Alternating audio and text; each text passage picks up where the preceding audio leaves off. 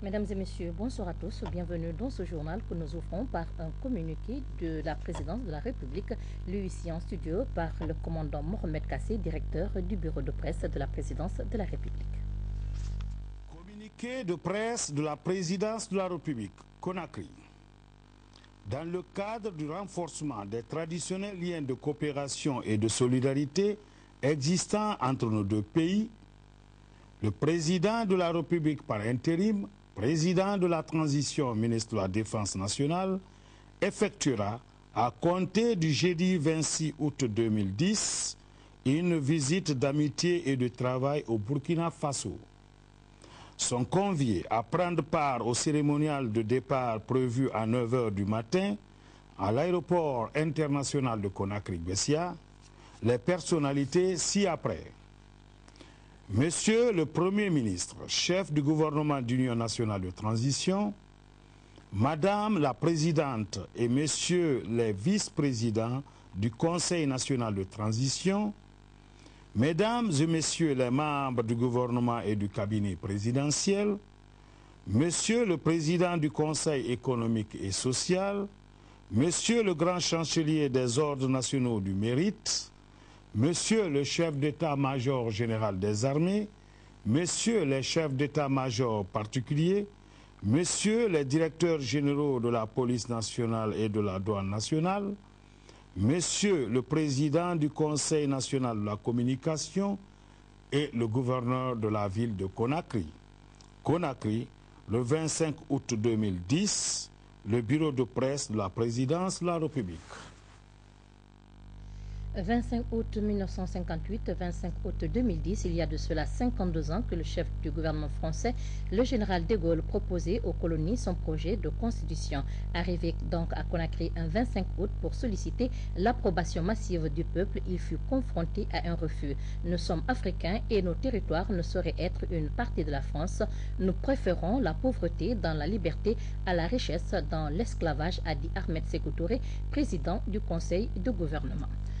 L'ambassadeur des États-Unis d'Amérique en Guinée chez le président de la transition, le général d'armée Sekouba Konaté, elle est venue remettre officiellement des documents de voyage au général Sekouba Konaté, l'invitant ainsi aux États-Unis. Le commandant Mohamed Kassé et Atramé Bari ont suivi l'audience. Les États-Unis, à travers le président Barack Obama, chaque jour marquent leur soutien au processus de la transition et leur attachement à la personne du général d'armée Sekouba Konaté pour le bon travail accompli. Au lendemain du premier tour de l'élection présidentielle, le président Obama a offert un véhicule blindé au général d'armée Sekouba Konaté, tout un symbole et aussi le signe d'un engagement fort à l'action menée par le président de la transition pour établir un état de droit en Guinée et rompre l'isolement du pays sur la scène internationale. Justement, depuis que le général d'armée Sekouba Konaté a pris en main les destinées de la Guinée dans un contexte de doute et d'interrogation, la confiance a été rétablie à l'intérieur et à l'extérieur du pays. La Guinée vient de loin et de très loin.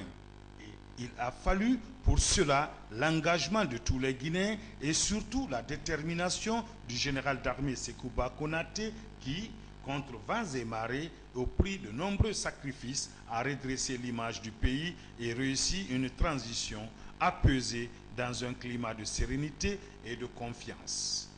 Aide-toi, le ciel t'aidera.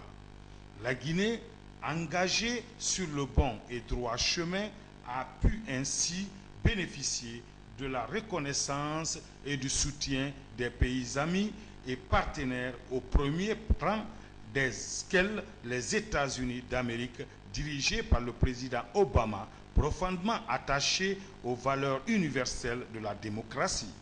C'est dans ce cadre que le gouvernement et le peuple américain restent mobilisés auprès du gouvernement et du peuple guinéen pour que le pari de la démocratie soit gagné.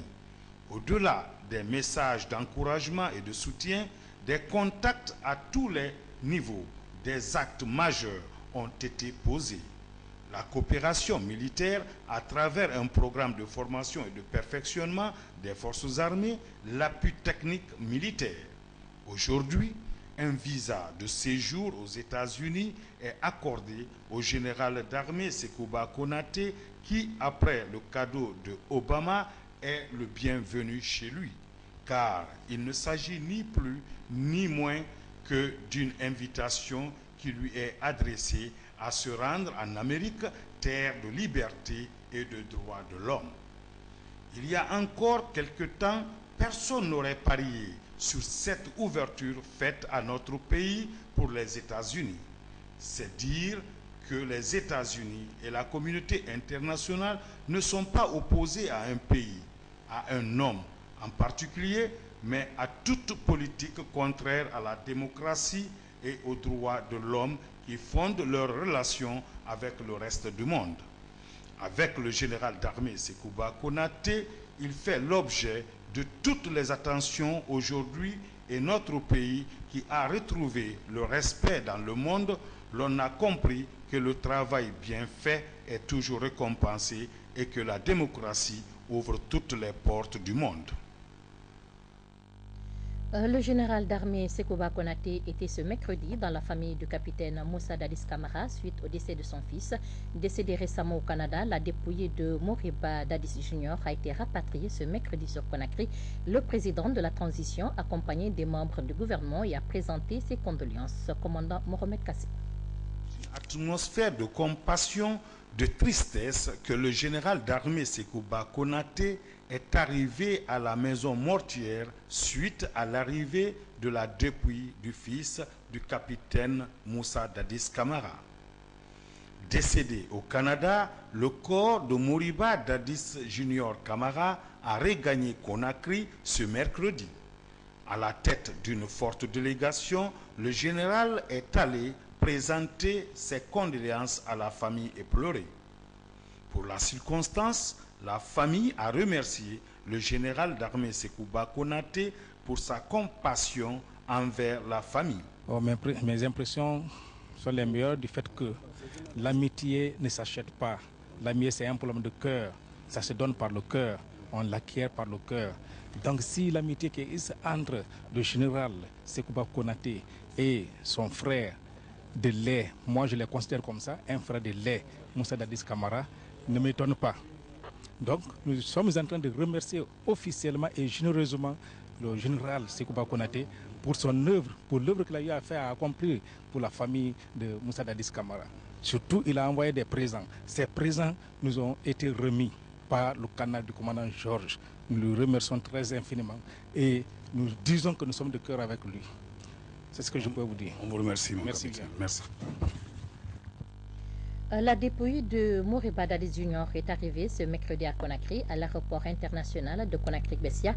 Le corps de Moriba Dadis Jr. a été accueilli par les membres de la famille, des amis et proches collaborateurs du capitaine Moussa Dadis Camara. Le point avec Sanassi Keita, Isidore Gounona Nanamou et Adama Traoré. Sur instruction du président de la transition, des dispositions étaient prises ce matin à l'aéroport international Conakry-Bessia pour accueillir honorablement la dépouille mortelle de Moriba Dadis Jr., fils aîné du capitaine Moussa Dadis Camara. Membre de la famille, proches collaborateurs et amis du président Dadis Camara étaient au rendez-vous. Je suis avec le professeur Alpha Condé. S'il est auprès de moi, c'est pour nous consoler. Il vient recevoir également le corps du fils de son petit frère, tout comme moi, je viens recevoir le corps du fils de mon grand frère. C'est d'abord un sentiment de tristesse, mais si le professeur est à côté de moi, j'avoue franchement que je suis consolé. Le vol spécial transportant le corps de Moriba Dadis Jr. a atterri sur le tarmac de l'aéroport à 12 h. Madame Jeanne Dadis Camara, mère du défunt et autres membres de la famille, ainsi que des officiers burkinabés venus accompagner le corps ont été accueillis par les populations en larmes au bas de la passerelle. La dépouille mortelle a été transférée à la morgue de l'hôpital national Ignace Dine.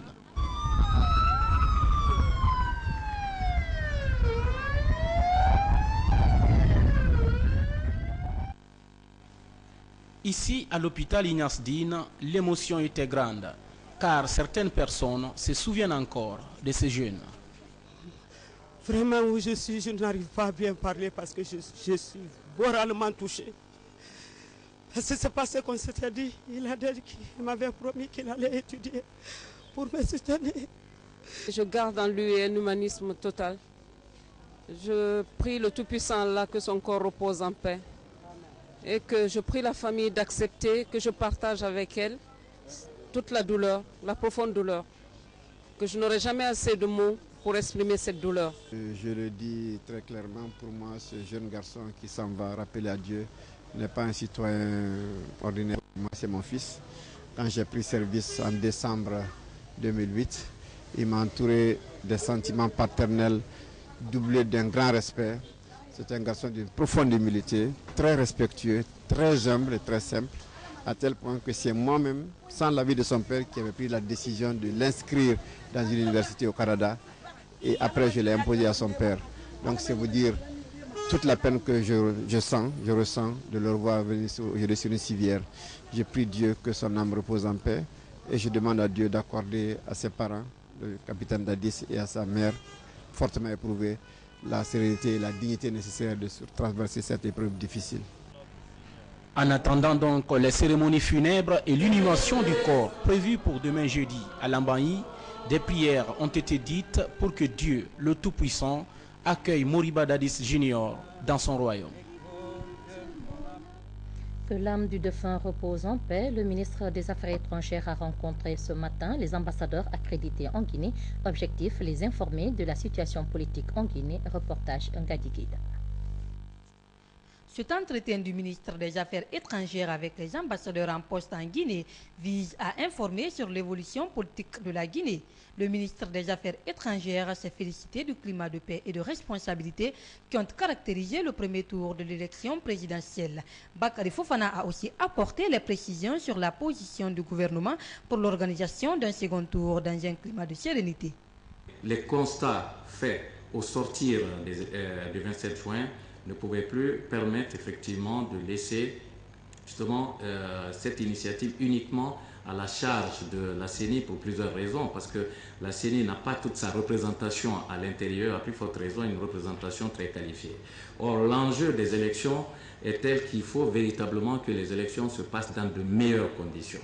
Et c'est ce qui a amené le Premier ministre, à la suite d'un travail qui a été fait par la commission, une commission ad hoc qui avait été mise en place et qui avait constaté à peu près 24 situations anormales pour en même temps proposer de faire des recommandations. Sur la base de ces recommandations, il était précisé qu'il faut qu'il y ait une forte synergie entre le MATAP et la CENI.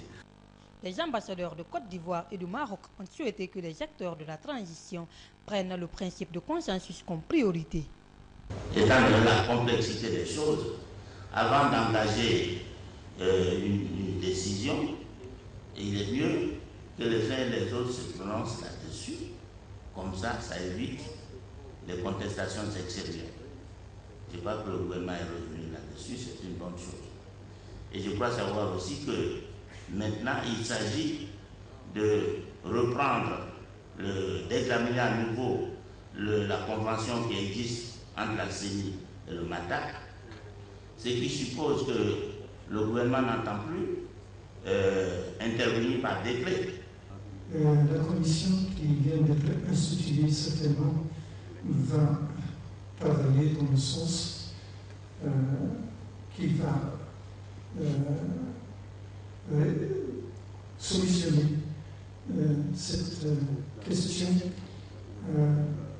en tenant compte de l'avis de tous les protagonistes et plus précisément des candidats deuxième tour.